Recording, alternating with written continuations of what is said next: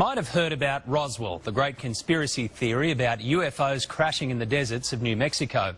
Well, Australia has its own UFO mystery as well. This goes back more than 40 years, witnessed by 200 people who say it was kept secret by the military. As Brian Seymour reports, more light is now being shone on Australia's Westall incident. This boy come running in and saying, Mr. Greenwood, there's these things in the sky, there's these things in the sky. We looked up and we just saw this saucer type thing taking off. It wasn't a plane, it wasn't a balloon, it was nothing like that. A lot of the kids took off towards where it seemed to go. All the students were just running all over the place, hysterical. Westall High School as a teaching situation ceased. My girlfriend and I sat on the fence, climbed the fence, the school boundary, and we were crying, thinking it was the end of the world. For 44 years, the story of what happened at Westall has been largely untold or covered up. That afternoon, our principal called a special assembly and told us all not to talk about it. I was prepped to tell the students that what they'd seen didn't exist. We were told that we weren't allowed to speak to the media. You've most likely heard about the best-known UFO encounter that occurred at Roswell, New Mexico in 1947. But the fifth greatest UFO mystery on the planet happened a world away, just southeast of Melbourne, in the suburb of Clayton South. It happened at Westall High School on Wednesday, April 6, 1966. Recess time about 11 o'clock in the morning.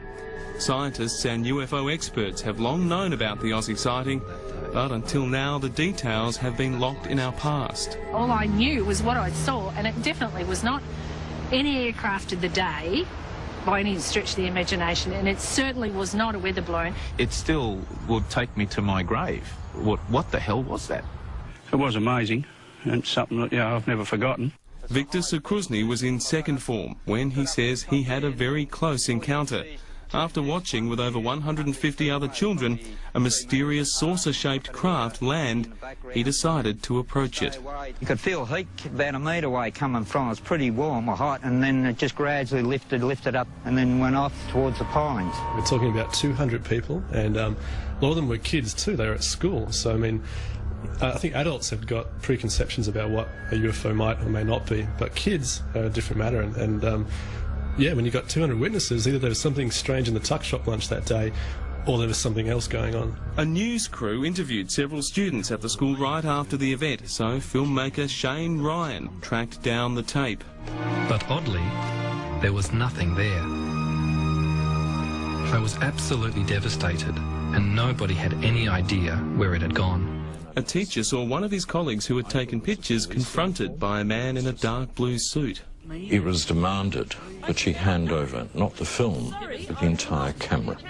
However, one written account survives in the Dandenong Journal newspaper, which reported the occurrence, questioned the involvement of the military and the cover-up by school officials. Flying saucers have invaded our planet. Washington, London, Paris. Popular culture made popular flying saucers, and sightings were common.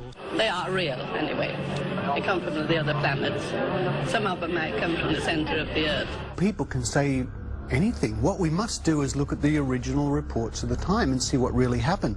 The idea that what those people saw came from outer space is alien to Richard Saunders from Australian Skeptics. On that very morning, not too far away, about 30 kilometres away, a weather balloon was released. The winds were blowing towards the school.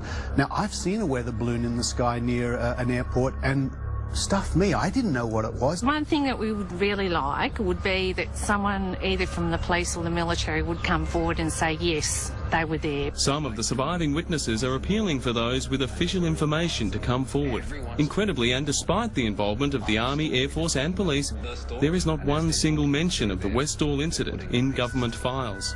You asked me whether an R&D establishment would destroy evidence. Yes, of course they would.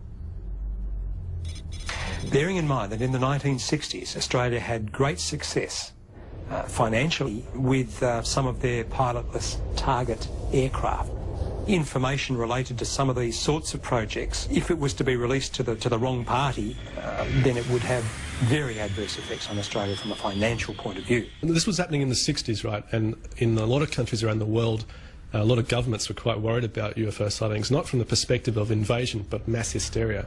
Dr. Martin Plowman was the first Australian to earn a PhD in ufology from the University of Melbourne. I do believe that there's life out there on other planets, but I think it's a long way away, and whether it's actually coming here in spacecraft and taking people out of their bedrooms at night, I'm not sure about that, but I've got an open mind. Documentary maker Shane Ryan has an obsession with what occurred at Westall.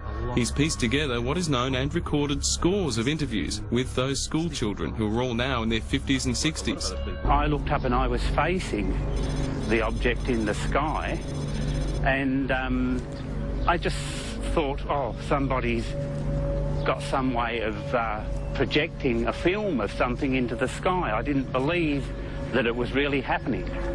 But my boss turned around and he saw it, and we stood there looking at it for several minutes. They crossed and walked down here to this corner. After a while, trucks turned up with, it looked like army trucks. I was called down to the headmaster's office, and there were two men in the headmaster's office, very well-dressed gentlemen in suits. They weren't introduced to me in person, and I don't know where they came from. From my references now as an adult, I would say they were Asia. Then we went into, oh, and we suppose you think you saw a flying saucer. And I'm like, well, I didn't say that. I said I saw an object, and we suppose you saw little green men. When I came out, I think I burst into tears. They were certainly Australian government, and I think it was part of their job to keep everything quiet. It seems to me that a lot of the stories around this incident are elaborations made up over the years. The authorities had found a way to silence the children, but they still had unfinished business with the teacher, Andrew Greenwood. He told me that two officers came to his home and threatened him under the Official Secrets Act. They said that he couldn't have seen a flying saucer at Westall because there were no such things as flying saucers. They threatened to tell people he was alcoholic, even though he wasn't. I have to admit that I don't believe in UFOs myself. I don't think that aliens are coming here and doing things to people, but I do believe witnesses when they say that they have seen something they can't understand. Because I think the universe is a really big place and much bigger than we understand it yet to be. It was their job to squash what was being seen. It was a bunch of kids that saw this, so we would be able to squash this down. I believe there's life out there. I look up at the sky and say, look, where are you people? Come and talk to me. And the documentary Westall 66 premieres tomorrow night at 8:30 on Foxtel's Sci-Fi channel.